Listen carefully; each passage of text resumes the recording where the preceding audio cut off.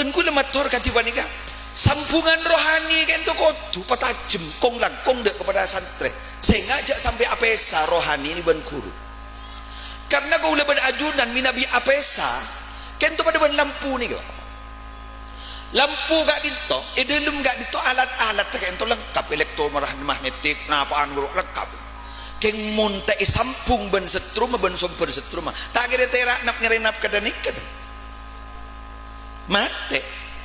eka amma setrum eki gak dito rabitatul misyakha sampungan kekuruan dak ke beliau-beliau gak dito para santri Sokoraja mana pun dan gula secara pribadi muslim mun apidatu wa kan dan gula tuan gun setong bila lam ongga ka bangko medem gelu kor tak tangit darah san lebih gila ingat mbak kasang ceramah agama tu medem gula gelu anapa gula mak medem menghadirkan wajah-wajah kuru-kuru dan gula si ampun wafat ben sikit beda anapa karena guru kento pada ben petalangan asy-syaikhu kal mizab guru kento pada ben petalangan ain yanzilul faidu min bahrihil muhit ila qalbil murid sekadip mah aing ojen paparing Allah ilmu kemuljaan fadl seebedateng dari lautan yang sangat luas dari Allah kak dito montro eka ulia kotu masuk lebat petalangan reng tancung pasakteen mun andi tembah montro posaah nyarada aing cek langsung narada dari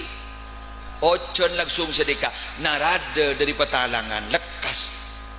tetimun orang cer-cer tibi kudu berarti bah ngalak tembak bah dengar langsung ke langit bila si bosan paling tes sedikit paling oleh sekoni tapi mau narada dari petalangan narada dari petalangan kain to pada Rabu langsung posa keng carana narada katipun apa jangan berposisi sejajar ben petalangan apalagi pas aroma setekian ben petalangan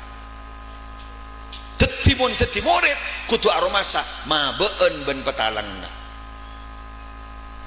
tetimun pah murid ni ka mancing petalang na mancing napa boleh lobang bade baba dari masa narada tetimu aromasa bian gegeen ben guruna umpama aromasa hebatan ben guruna ja'ar oleh al-fuyudatur rabbaniyah jaar panjenengan keto ngaule fadl papareng kamuljaan sediri ajunanipun Allah kenapa karena gak dinto ampun letak lebet dari jalan